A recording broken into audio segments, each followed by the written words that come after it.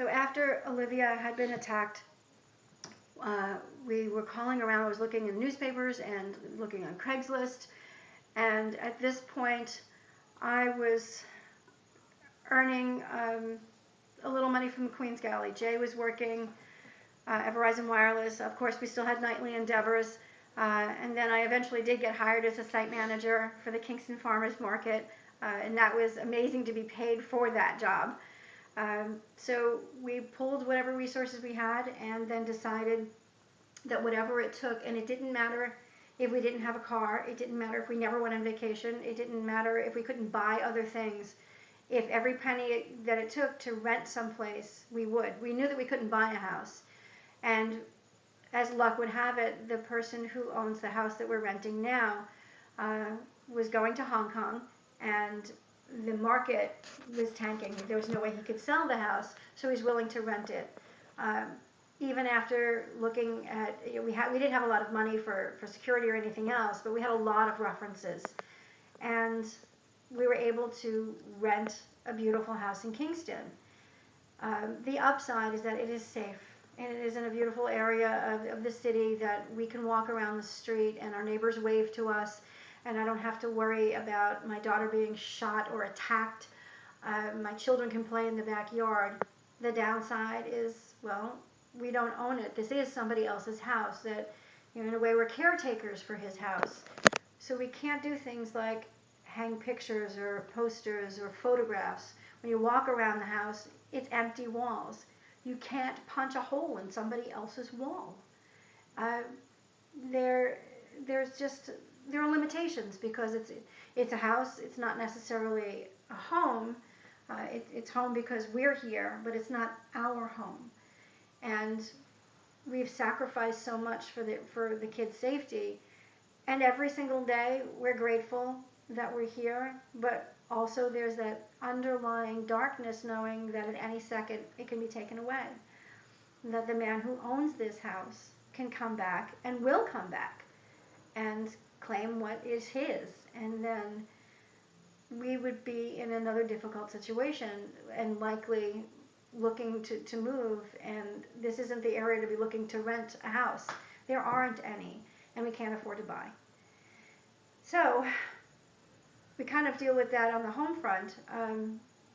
But it is a sanctuary. It's some place to come home and decompress because work is busy. And uh, when the soup kitchen, when I was looking around in 2006 to look for a place, since we were doing the schlepping around of stuff from kitchen to kitchen in the churches, wanted a place of our own.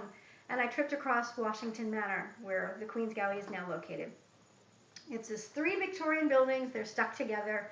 And when I first went in, I had this crazy idea that it would be this great place that would be big enough to do the soup kitchen. It would be great to do a homeless shelter, but we could live in it, and maybe Jay could do his stuff out of it. And it was this great little fantasy. Going in realizing that that wasn't going to happen, but it would be a great soup kitchen, and I started that. When we first opened officially in 2006, and it was an administrative thing. I was bartering to teach my classes in between when the people who were living there were being fed what the owners were feeding them, which was really horrible, horrible food. And then things just evolved. I was teaching these classes using fresh fruits and vegetables, and when I had leftovers, we would give some away. And then I went to the building owners and I said, you're spending all of this money on convenience food and things that aren't really healthy. I bet you I can teach your cook to make better food and save you money. Well, they were all about the saving the money. So, great. We go through this. I teach the cook how to cook. We start ordering raw ingredients, and fresh food is definitely more labor intensive, but it is cheaper to make. And believe me, I am the queen of knowing how to make an inexpensive meal. So uh, he quit. He didn't like the idea of having to work. He had been paid hourly to basically read a newspaper, open up a can of Chef Boyardee something, and slice some bologna on the slicer. And that's what these people were being fed. And then I come in with things like a barley pilaf that take chopping, peeling, toasting, and steaming. It's effort. So he quit, and it was my fault. And I knew it was my fault, so I went to the owners and said, okay, your cook quit. I'm really sorry, but the people that are here are going to eat better because I'm going to make sure that the next person that gets hired is going to know how to do this. But in the interim, I had to cook because he quit because of me.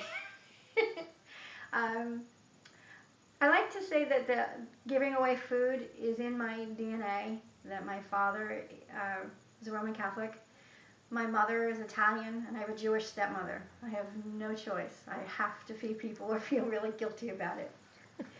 So when some people in this building at that point were being fed and some people weren't, and it was just really weird for me, it's just easier to feed everybody. So that's what I was doing. And then finally it just evolved, and it just seemed like the right thing to do was just make it open to the community. And by that point, my barter, which had turned into a few hours of admin filing and a few hours of the kitchen, to full-time taking over the running of the residence and then full-time in their kitchen, uh, decided just to take the plunge. And Washington Manor became a homeless shelter for adults living at or below the poverty line. I have between 40 and 47 residents at any given time. All of them have an indicator that would have them at risk of being homeless, and some of them have been a mental health issue. Some of them a financial crisis. Some of them are just a little lost and need some place to give them stability before they move on. And then, of course, it's the soup kitchen. Now, knowing what I've come from, that when I needed help, I couldn't get it because we weren't poor enough, it infuriated me. Absolutely infuriated me. How could you tell somebody that you're not poor enough to be helped? Isn't the idea sometimes of assistance helping people to get from being poor, to keep them from being poor? I would think that the community would do better to stop not just the cycle of poverty, but if we can stop it before it even begins, that we'd all be better off. So one of the first things about our soup kitchen is that there's no proof of poverty required. If you are humble enough and hungry enough to be asking for food, you're going to be fed. And you're going to be fed good food.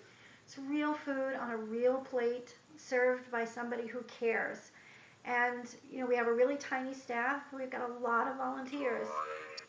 When I first started doing this, we served 1,200 meals a month. That expanded pretty quickly. Within a year, we had doubled that. And now we're serving over 9,000 meals a month.